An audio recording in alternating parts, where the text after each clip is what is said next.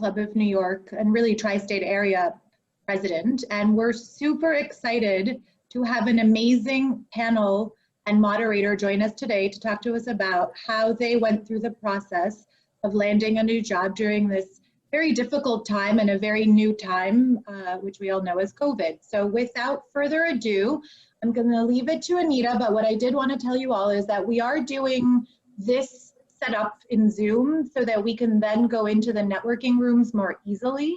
So I think Alumni Relations will close up everybody's cameras. And if you want to turn it on, you certainly can, but we're going to focus on the panelists. If you have questions, definitely feel free to type them into the chat and we'll try and answer your questions as we go through the process. And I'm not going to introduce our panel members because I think that they will do a much better job, but we are very excited to have Anita Brick be the moderator, who, as you mostly know, an amazing career service veteran and podcast host who has so much wealth of knowledge and is amazing. So we're very fortunate to have her. Thank you, Anita. Well, thank you so much. And I am honored to be here. And I am originally from the tri-state area, but the other end of New Jersey. And I'm a Booth alum. So tonight, I'm very excited too, because we have two wonderful panelists, and we're going to do a little roundtable. And so if something comes up and you have a question, you don't have to wait. You can chat it in. Susie's going to keep track of that, and then she'll share it with us. So why don't we start off? And Lena, if you could start us off, just tell us a little bit about yourself, but specifically, where were you before COVID, and where did you land in your job search? Sure. My name is Lena Sukumar. I graduated from Chicago Booth Evening MBA in 2008, and I've been in New York City since then. Right before COVID, until January of this year, I was with The Vitamin Shoppe. I headed the integrated marketing team at The Vitamin Shoppe. So I was a senior director of integrated marketing at The Vitamin Shoppe. And when COVID hit, I found myself laid off because of company restructuring. So I was very much in the job market looking for a new position, and I landed a job at a startup company called Indigo Agriculture, which is Boston based. And the mission of the company is one of harnessing nature to help farmers sustainably feed the planet. So at Indigo Agriculture, I also lead the integrated marketing go-to-market function at the company. And I have been there for almost 4.5 months as we speak. Well, so it didn't take you very long to secure a job. So we're going to have to find out how you did that in a few minutes. So did it take you just a couple of months? Not even that? It took me roughly 3 months or so. Okay. Yeah. Good. Well, we're going to learn more from you about that. Now, Adam, I would say you are at a ginormous company with the heart of a startup. So maybe you can tell us a little bit about you and what you were doing before COVID and what you're doing now. Yeah, sure. Thank you very much for having me on the call, and it's nice to virtually meet everybody. Again, my name is Adam Ginsberg. I am not a Booth alum, unfortunately, but my wife is. I went to a different business school a couple miles north of Booth, so please don't hold that against me. Yeah. I actually live out in Seattle, and yeah, so I live out in Seattle. And had spent my whole career in Chicago. I'd been in financial services at Goldman Sachs for about 12 years. And then I was actually the co-founder of a fintech startup called Aligned Income Share Funding. And after moving to Seattle in the summer of 2018, I actually took a job last fall, so not even a year ago, at Uber. And I was actually leading a team at Uber that was focused on growing Uber's airports business. So we were focused on how do we, convince people to use Uber as their ground transportation option of choice to and from airports in particular. And so it was a really fast-growing, important part of Uber's push to profitability. And unfortunately, in the middle of March, as I'm sure you all know, people stopped going to airports. And so as a result of that, things in my business slowed down fairly quickly. And unfortunately, my team and I were all let go in a sort of round of COVID-related downsizing in May. But thankfully, and I'll talk about this more later, thankfully, I think largely in part of the fact that I had been in the job, sort of been on the job hunt relatively recently, and had, tried to maintain my network here in Seattle after moving here not that long ago, I was able to land at Amazon in the beginning of August. Okay. And you just froze, Adam. So just so that you know, hopefully you'll be able to unfreeze soon. I'm very curious. Adam mentioned network, and while he's unfreezing, maybe you can talk about this. The preponderance of the people that I see and work with who have landed jobs since March, and it has been a lot. It hasn't been an insignificant number. Primarily, it has been through an advocate, someone who refers them, endorses them, actively endorses them, not just forwards their resume, but actually champions them. And I think we lost Adam, but I'm sure he'll be back. Did that play into your process at all, or was it more random than that? It was very different from that. I do have a very good network, both within Booth and outside within different organizations, just the network that I've built up over the years and in New York City. I did reach out to Booth alumni and members in my network that I know who I value, whose inputs and opinions I value, and just advice in general. So I did network a lot with the folks that I already knew, and took upon myself to also reach out to others within the extended network or also through introductions.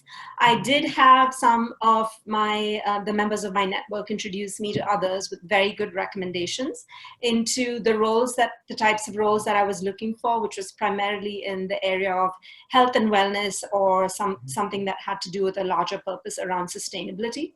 So I did actively use my network to tap into that and to see what could be out there. However, I ultimately landed my current position through an inbound note that came in from a recruiter at Indigo Agriculture through LinkedIn. So I had quite a few headhunters reach out to me on LinkedIn as well, and through other job sites, and which I obviously entertained every and any conversation that I had. But yeah, this is how I ultimately landed my job, even though I really worked hard to talk to everyone within my network about my next role. Well, I'm curious, and then Adam, I'm glad you're back. We were talking a little bit about networks and advocates and so on. But before we go back to that, I have a question. What was it, do you think, about your LinkedIn profile that made you so attractive to get all these inbound messages? I'm tempted to, well, I think I know it's my title at my previous role, and probably some of the updates I've made since I was at that role. Since most of the roles that came to me through headhunters were related to the health and wellness space, and as head of marketing roles at either startups or medium-sized companies, which incidentally are the types of companies that I was looking at. Since I have a startup background, I like the small to mid-size range of companies. So I think perhaps whatever I wrote on my LinkedIn profile served me well. Clearly. So Adam, when you had to pop off for a moment and come back, we were talking about the impact of your network on your search. You alluded to that right before you froze, that your network was a very important part of that search. Tell us how that worked, and how did you make it more relationship building rather than transactional, which is very easy to do these days? Yeah, great question. And sorry I got bounced out. The joys of working from home go on. That's good. Yeah, no, that's a great question. I would say for me, it was funny. I heard Lena's answer about sort of LinkedIn and inbounds and headhunters. My experience was I would say the complete opposite. I didn't really get much in the way of inbounds from headhunters or otherwise. And so, and it certainly wasn't for lack of effort. I absolutely had multiple people look at my LinkedIn, make sure that I was positioning myself the right way. And I think for me, because my experience was more as a kind of management generalist, it wasn't, and I'd been in financial services and startup and technology, it wasn't like I fit into any particular bucket. So I knew that I had to, I think, sort of take it more into my own hands and really get out and network and talk to people to make sure that I got in front of opportunities. And I think one thing that I tried to do, at least initially, was just get out and tell my story about kind of what I had done in my career and what I thought I was looking to do without actually asking for anything. And I think that was important for two reasons. I think one, just getting some repetitions of going out and telling my story over and over and over actually made it better. The first couple times I did it, it was not particularly good. And so I tried to not use the sort of introductions or the networks that were most important or that I thought could be the most fruitful first. I wanted to go out and trip on some things first and really hone my story.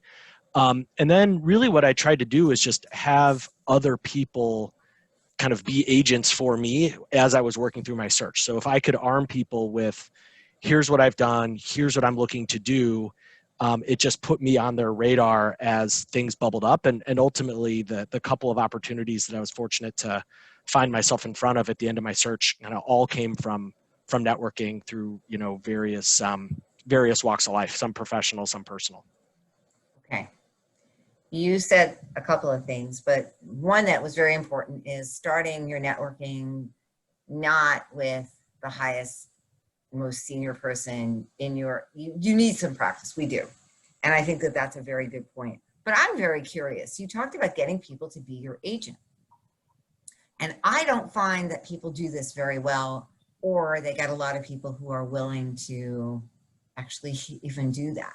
They may say, oh, if you find something, let me know. I'll see what I can do and forward your resume, which usually means go away. Right. So it usually means go away in a nice way. They don't want to have a confrontation.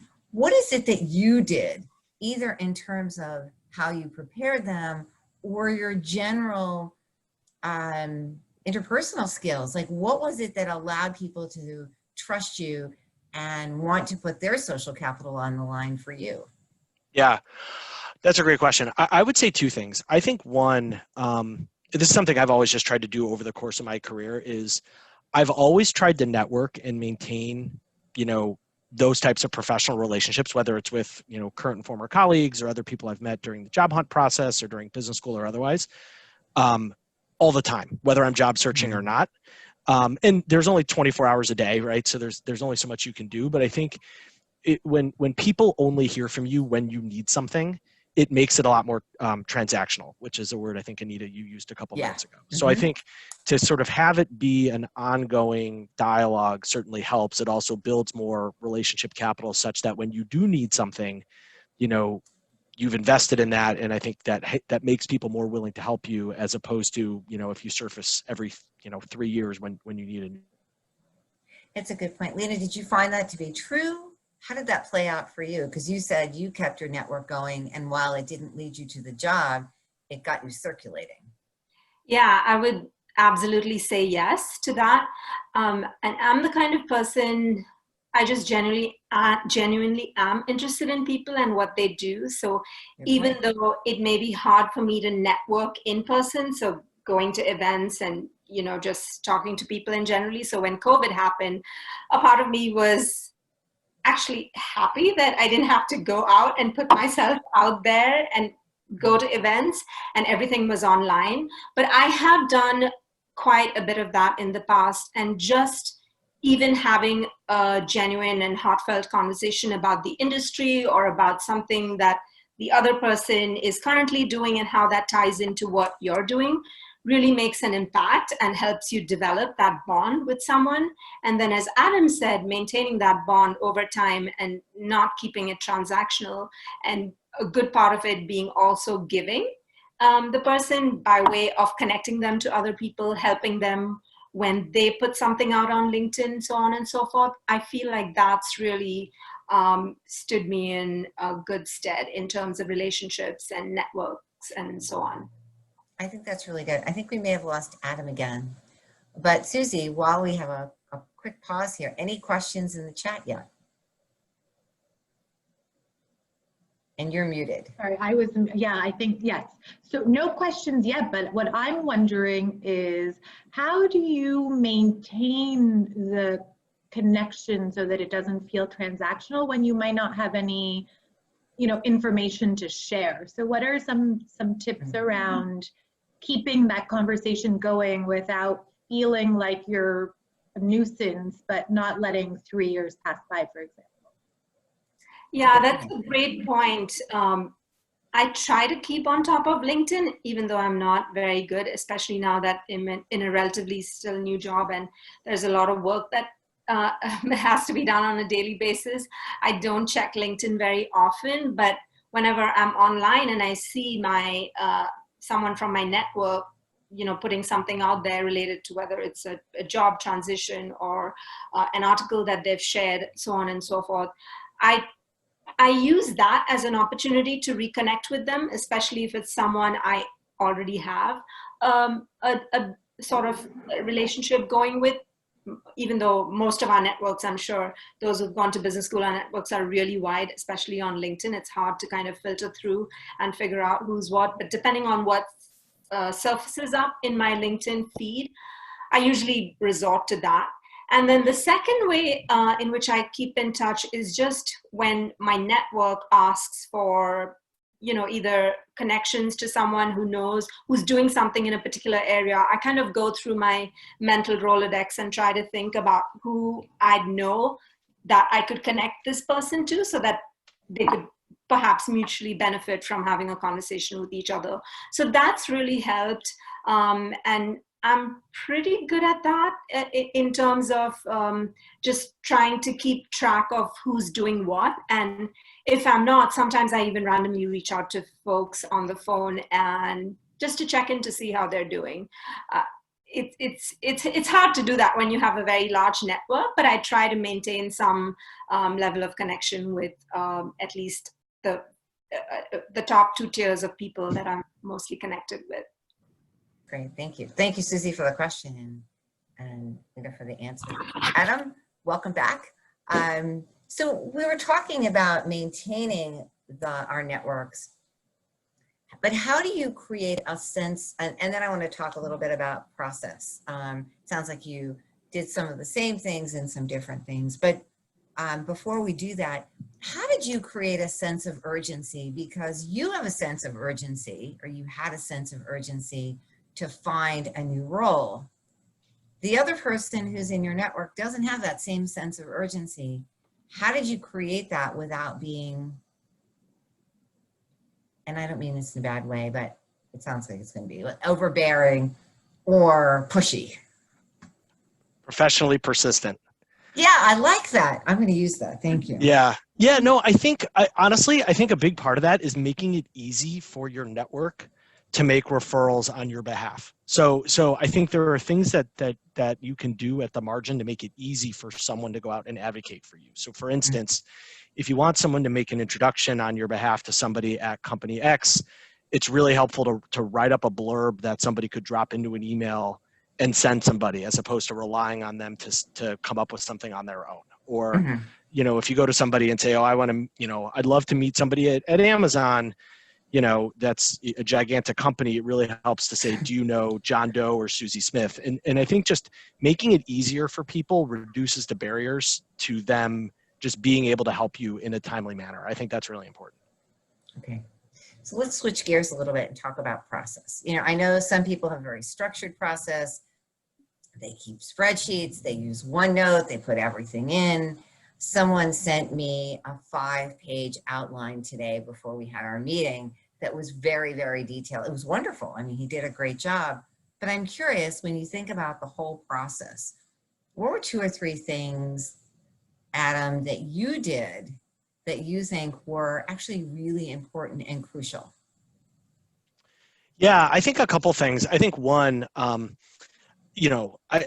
sure this isn't novel, but I built a tracker that I was using to keep track of the different companies that I was talking to and who I had met at each and the roles that were actually open at each. I think the thing that I did that was particularly helpful, though, was I really tried to, ruthlessly prioritize what was on that list. And so really be honest with myself of, like a good example, like I tried to get in front of Microsoft here in Seattle a number of different times. It kind of never went anywhere because I really didn't have the right kind of background.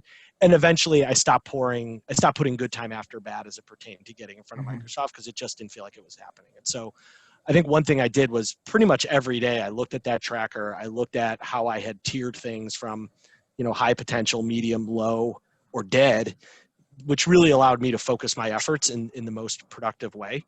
And then I think one other thing that also helped me was I really tried to focus on having as many like conversations as possible. I think I really focused on trying to fill my calendar up with networking meetings or sort of live active things, because it's really easy to just spend your day spinning through job boards and LinkedIn, and there's kind of no end to where you can go on that front.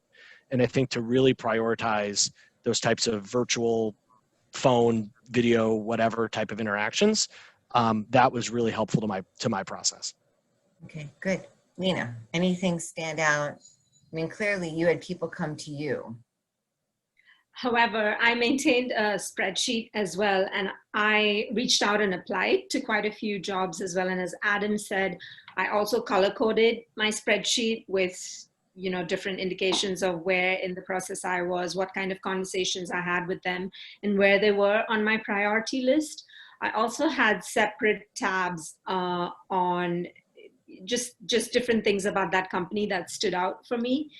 So that's how I went about my job search. So even though I had inbound requests and calls coming from recruiters, I proactively made a lot of calls, applied to quite a few jobs on different job boards, and I also had folks connect me to others at companies that I was targeting. So I used a spreadsheet essentially to keep me on track, even though there were days when it got really tiring and frustrating because it felt like nothing was really moving on the spreadsheet. But I would say that things really went in spurts. So if I had a good day, then I had 5 good days. And then if I had a bad day, that pattern continued for a little bit. So it really went in those kind of spurts. But the good days really kept me going. And that's what kept me positive. And, I obviously had a sense of urgency because when COVID hit, it became even more evident that it would be really hard to get out there, talk to people. And it was all about, phone calls or Zoom calls. So I really got to work on that spreadsheet and intensified my search. And then I want to ask Susie if there are any questions, but I'm curious, it's so easy to lose hope when things are not, people aren't calling us back, or we're not getting responses. Or I know there was an alumna who had an offer, and then because of COVID, she had a start date and everything, and it went away. Is there anything in particular that you did to keep that positive momentum going when you didn't feel like it? Either of you can answer, certainly. And you can agree and disagree with each other, by the way. Yeah, I'm happy to throw in a thought because like Lena, I certainly had those days. I definitely think, how you feel about your job search and just your attitude and demeanor, I think it comes through just whether you're in person or even over video, et cetera. And so there were times where, I'd get a piece of bad news, or I'd do a networking call and I could just tell it went poorly. And, that's a great time to just close the laptop up, and like, I would just go and like take a walk, or I went and go, like, I like playing golf. I'd just go call that a day and take the afternoon and go play golf and try to hit the ground running the next day. And so I think it's really important to still have balance in your life, because I do think it makes you better as you're working through your networking conversations and as you're working through interviewing if you haven't run yourself totally ragged. So it's okay to give yourself a little bit of a break when you need it, because it's an exhausting, tiring, somewhat demoralizing process at times. But then when you have those wins along the way, that's the next opportunity to send someone an email when you're feeling a little buoyant, and try to ride the momentum when you have it. But it's okay to just call it a day sometimes when it's just not working, and the next day's a new day. Lena, before you jump in, it's very funny about email. I learned that if I send an email when I want to correct something, correct someone's opinion, or feel like it didn't go well, and I want to make sure that they know that it should have gone well. And my mindset is like that. It never works out. I have to rejigger and kind of wait. So Lena, what did you do? So I really made sure that every morning, and I think this has been spoken about a lot during COVID as well, as people are going through really tough times, not just job loss related, but just in general, the lack of companionship, social ties, inability to meet people, so on and so forth. I would start my day with gratitude, just take a moment to just sit and think about what I'm thankful for. And I'd say that that really worked for me and really helped me ground myself and remind myself of all the good things I had going for me on a daily basis. So as Adam said, if on a particular day I wasn't feeling that great or a conversation hadn't gone that well, I would just put things aside and pick up one of the hobbies that I had neglected for a while and tend to that. So which would get me back into that happy, grounded place, which gave me the ability to move on the next day, so on and so forth. What I also did, which was very helpful for me personally, was talk to folks who were in a similar situation that I was and help them in whatever way they needed. For example, even if it was a listening ear, or they wanted to talk about a conversation that they had had and maybe dissect it together and see how we could learn from each other's conversations, or, you know, if there were some nuggets of information that we could use to help each other, that really helped as well. I also have been working with a life / more of a life coach, not a career coach, over the past 2 years or so. And I periodically talk to him maybe once a month or so. And when I'm particularly feeling demotivated, he always does a great job of giving me perspective and lifting me up and having a good conversation around what I'm feeling and next steps and so on. So I would say that I had a good support system to lean into, not just friends and family, but also this life coach that I've been working with.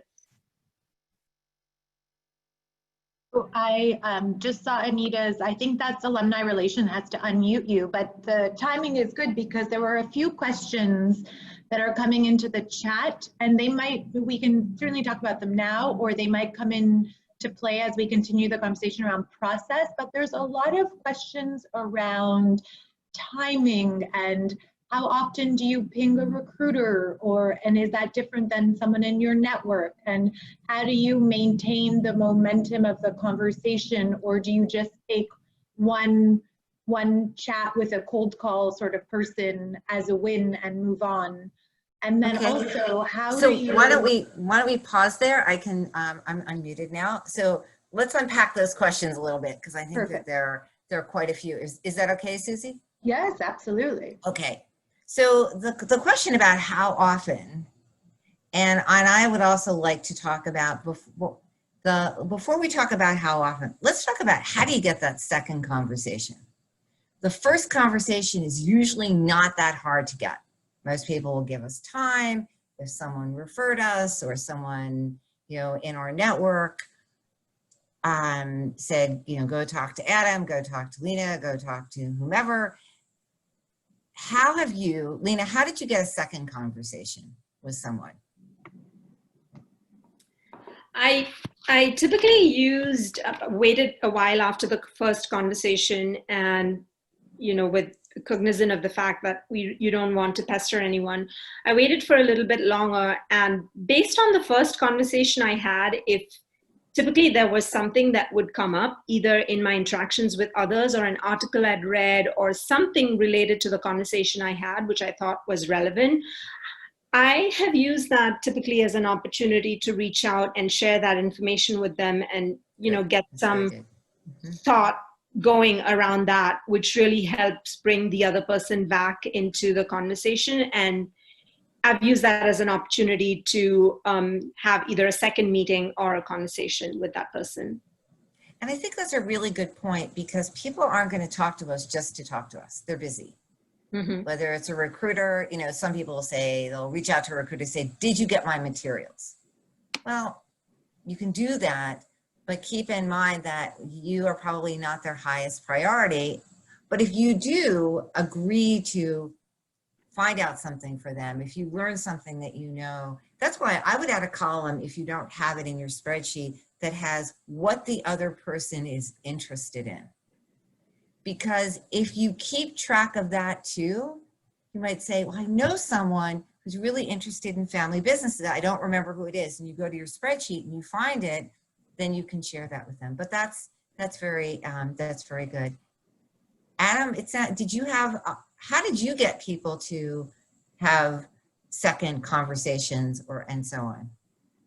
Yeah, I think it depends on whether you're talking about a networking person or like a recruiter or somebody within a company. Well, let's separate them out. Let's talk about the recruiter, since Lena talked about the networking person. Yeah, and so I think I felt like with recruiters anyway, and maybe this is just sort of stylistic approach, like recruiters within companies, this is not my nature, so I had to talk myself into this a little bit more, but I think recruiters within companies, I got myself to a point where I didn't necessarily feel like I was bothering them when I reached back out, because that's their job, right? Their job is to communicate with candidates to try to find the best candidates available. So you obviously want to be, again, professionally persistent, but yeah, I think there's a way to reach out to recruiters and engage with those within companies. If somebody has said that they would get back to you on a certain timeline and they didn't, I think there's a diplomatic way to reach out. I think one thing that— so let me pause you for a second. What's the diplomatic way to do that? Well, oftentimes what I would try to do would be to use progress that I was making other places as like the lever to go back to them. So not to play them off each other, but to say, hey, you know, it's the truth, obviously, but to go back and say, you know, I've got a couple of things that are starting to move along. I'm really interested in opportunities at your company. Is there any way to follow up on our last conversation, especially if there's a particular role that was open? It's tougher if it's just general kind of recruiter talk where there isn't a specific role, but I think you want to try to like use progress you're making other places as leverage points to pick those conversations back up and try to push things along. I agree. And once you have an offer, I like to say, look, this is no pressure for you, but I wanted to let you know I have this offer and I'm still really super interested in the role that we've talked about, but that's really good.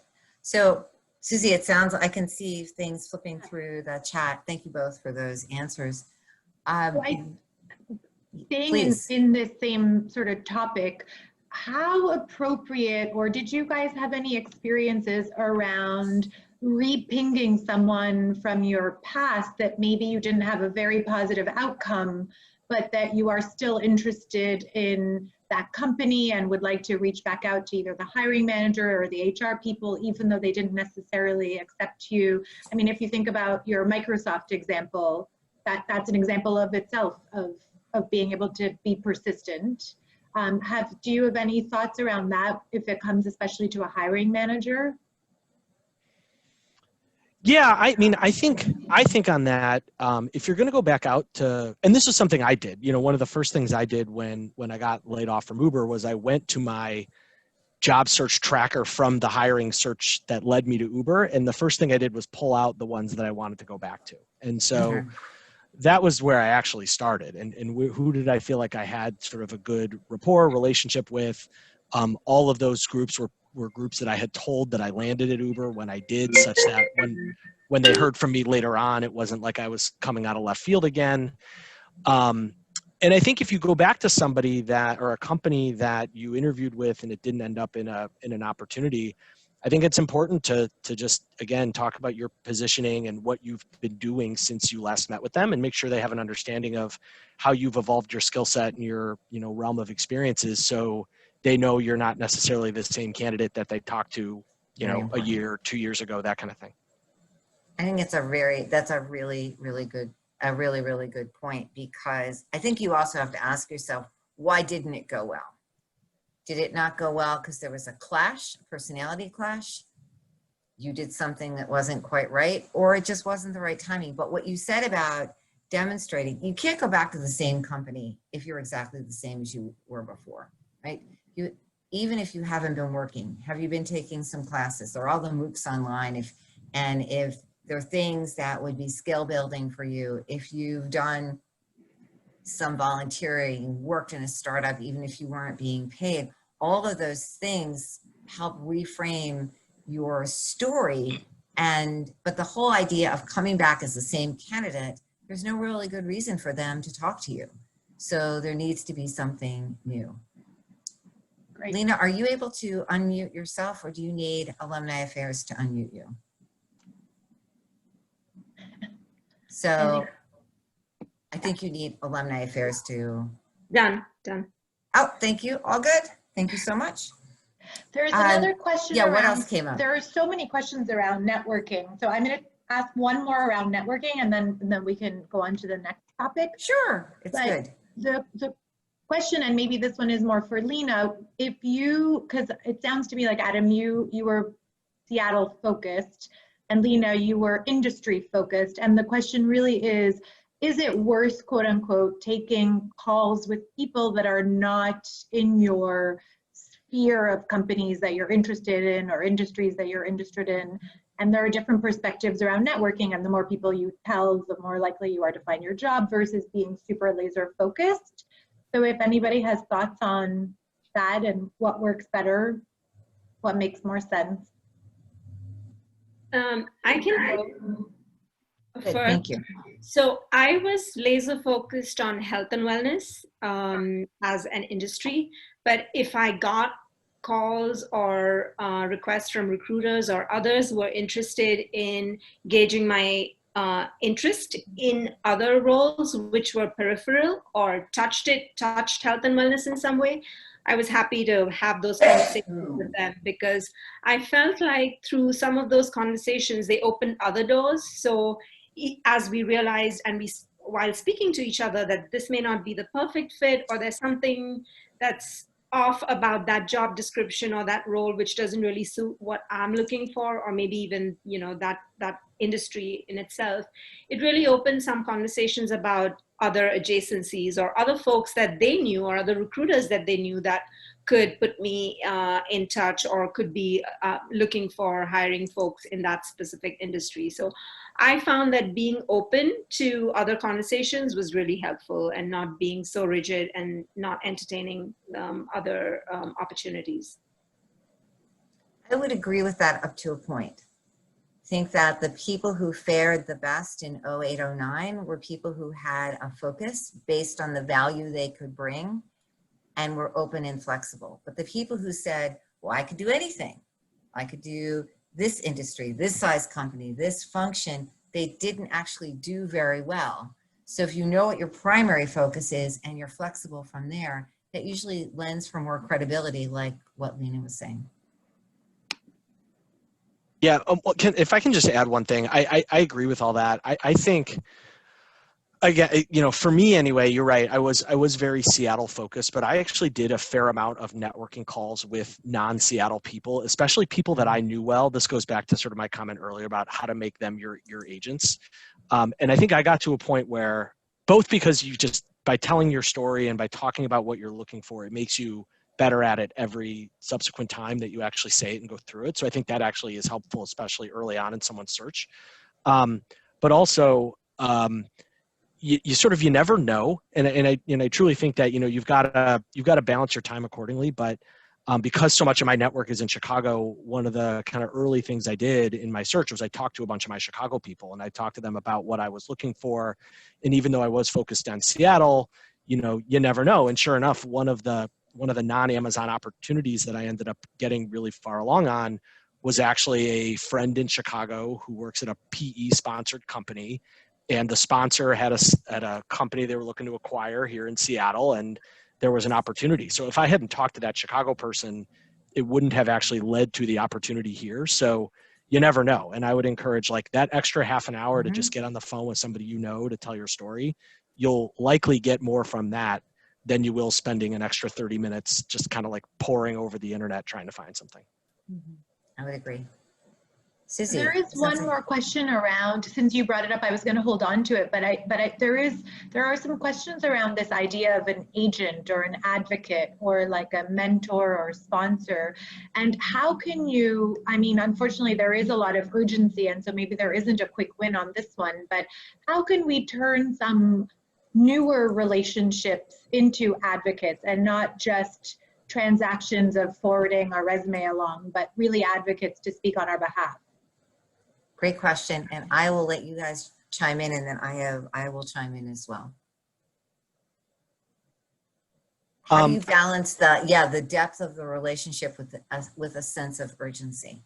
Yeah, I actually found that people that I was meeting for the first time were actually very willing to go and make other introductions on my behalf. And I think some of that is you have to do well in that first meeting. You have to come in and be cordial and prepared. And I always tried to, make sure I asked them about them and their business and what they do to see if I could even find ways to help them to make it more of a two-way street as opposed to making it me. So I think that's important. And I also think one thing I tried to do as I was networking is I would talk about what I thought I was looking for in my next opportunity. And I would always ask people who around town, like if you were in the job market, who around town would you want to go work for? Like who would be your first call if you found yourself in my position? And I actually got a lot of good connections that way, where someone would just say, I don't know if they're looking for anybody, but boy, I would love to work for Joe Smith. Like he's amazing. And like, that's great. And then make it easy for them to make that connection. And they'd often be willing to do it. And I found too, lastly, sorry for the long answer, but I would also say people were very, I would say extra like empathetic, especially as a result of what's going on with COVID, where I had a much higher hit rate now than I did a year ago when I was looking to leave my startup, because I think people are just trying to make that extra little effort to help people who are trying to figure out the next step in their careers. I think that's a really good answer. Lena, what would you add? I pretty much agree with everything that Adam said in terms of relationships with mentors or folks that I didn't have a deeper relationship with.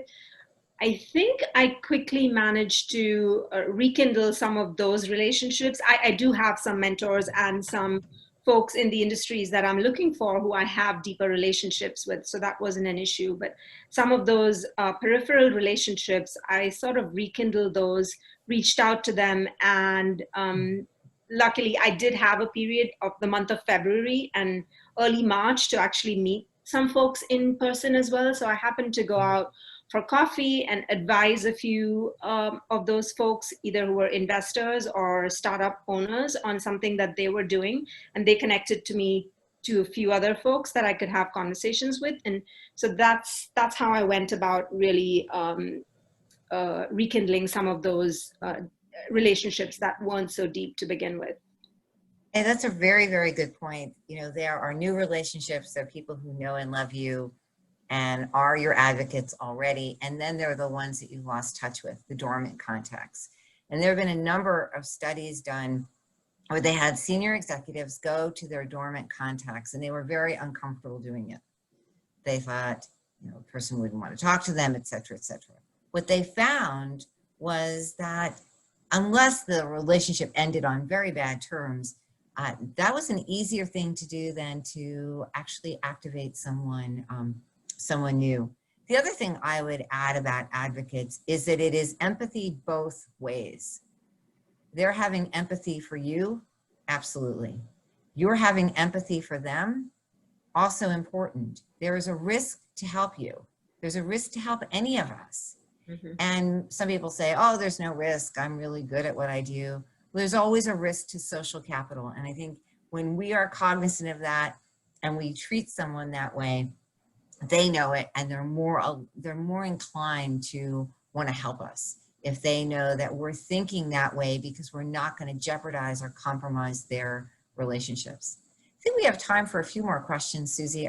Any others that you want to share from the chat? For the closer to the tail end of the process. So if we have other ones that we want to talk through to getting the job offer, then I have some questions around that process too. Hey, Okay. can I add one quick thing? I'm sorry, just to jump in. Absolutely. No, go for it. Go for it. Anita, you just said something that I think that got me thinking of something that I think is really important. This is to like social capital. I think it's really important to always close the loop with somebody who makes a referral on your behalf, like win, lose, or draw, regardless of what happens. Yes. And so if somebody makes a referral, they're going to wonder, did you meet that person? Was it useful? Did you make a good impression? Did you make a bad impression? And so I think, even if it's just I had a 30-minute Zoom with somebody and they were really nice and there was no immediate opportunity, closing the loop with the person that made the referral, I think really sets you up for them to want to help you again. And so don't take that part of it for granted. I think it's really important.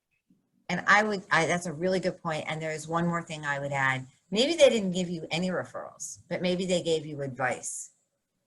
Let them know that you followed the advice. And if you know that you're going to follow the advice, one of your follow-on email could be that oh, wow, that was a really good piece of advice. This is what I plan to do over this time period. And it gives you an automatic reason to circle back with them and let them know that you followed their advice and let them know what happened or didn't happen. And then you can ask for more advice. And maybe at that point, they feel comfortable enough to share a contact with you. Okay, Susie, back to you. So Thanks, I think Adam. probably if we wanted to maybe talk about some tips around once you do get into the hiring manager, everything is running smoothly, and then it comes time for the job offer. Do we feel like COVID has changed that process? Did you guys feel like you were able to negotiate with the hiring managers or with HR? How is that process? It's a very good. Now, this is before you have the offer or how to get the offer?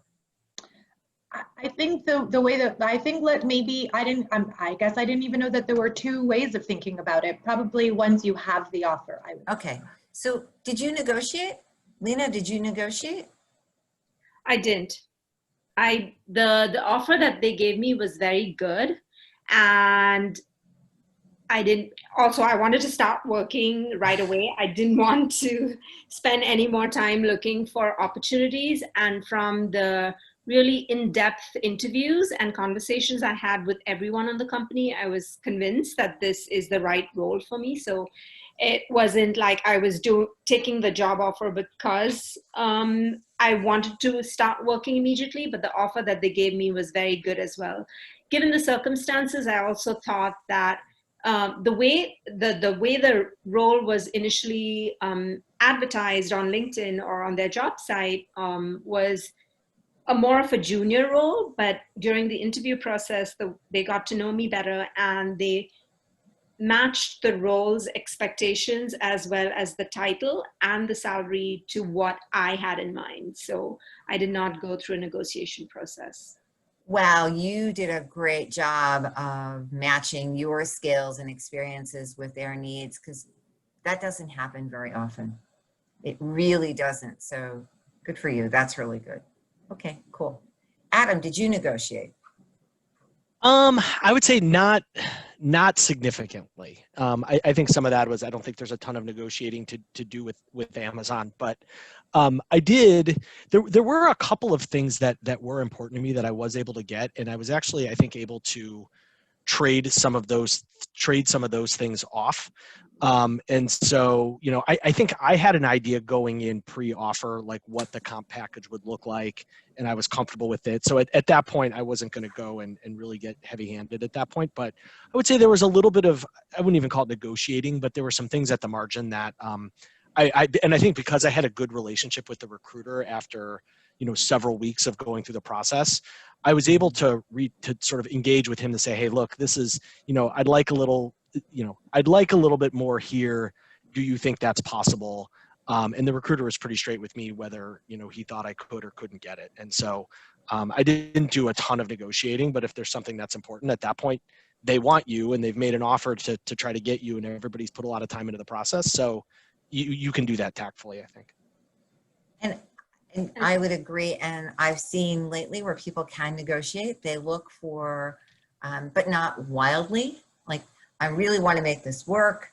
And then they pull out whatever it is they want to change. And I know that some people look for non-monetary things. That maybe it's, I mean, I guess it's like maybe quasi-monetary, like the amount of vacation or something else that is important to them. Even a start date can be very important, like moving it up a week or two if they have the budget to do that. But I don't think that negotiating things is off limits, but you need to do it carefully. I know someone who made a counter offer that was 50% more than the original offer, and it got pulled. And this person realized that it was probably not a good thing to do. And so I think you need to, you know, you can negotiate, but do it in a prudent way. Susie, what else? Please. The other thing I found during a lot of the interviews that I did was, because it's a senior level role that in general, I was looking for a senior management marketing role. Some of the recruiters would ask me up front, what's the range that you're looking at? So I would be very honest about the range that I was looking for. And most of the times it was within the ballpark, except if it was a very early stage startup, then even going in, I knew that it wasn't exactly within the range or they couldn't meet my salary expectations, but I would still put it out there. So that's something maybe you can address as well, because a lot of folks that I've spoken to who are looking for jobs do come across that question that's asked upfront, even before the interview starts. So the very first time they speak to a recruiter, for example, the recruiter starts off with, what are your expectations salary-wise? Yeah, I think you're absolutely right. And if you're giving a range, make sure that the bottom of the range isn't too low, because they could come in at the bottom of the range. Mm-hmm. Susie, I think we have time maybe for one or two more questions. Anything that we haven't covered, maybe that someone had a question around? Just if you wouldn't mind giving your perspective, Anita, on to what you're seeing around negotiations. Are you seeing some of the Booth alumni able to negotiate once they have their offer and be successful? Yeah, I do. I do see people are able to negotiate as long as they don't start at X and ask for 150% of X. Right. And you know, there is a really good book that an alumni had recommended, and actually I did a career cast with this man. His name is Stuart Diamond, and the book is called Getting Warm. And he didn't write it in the midst of COVID, but his whole approach is get the other person to kind of problem solve with you. You know, I'm really excited about this. I was hoping the base would be a little bit higher. I was hoping that the upside would be a little bit higher. I was hoping that my family's insurance would be paid. Whatever it happens to be, is there a way that we can make that work? Or do you have some other suggestions? And the way that people are thinking about the offer is total comp. How that gets divvied up, I think that's where the flexibility is, because if you say it has to be a higher base, they're going to probably walk. But if you say, I just want to get the total comp to a certain level, they're more willing. But if you know that the company just went through a big layoff and they're hiring you in a specialized area, you have to kind of go back to the empathy that Adam was talking about. And if you go in asking for something, knowing that the company is really struggling, I'm not saying discount your value, but you have to understand what the context is as well. Awesome. I think that's it from the chat. Okay. Well, I have a question for Lena and then for Adam, a closing thought. If you were going to reset your job search tomorrow, let's say you were starting again, what are 3 things you would be absolutely doing from today forward?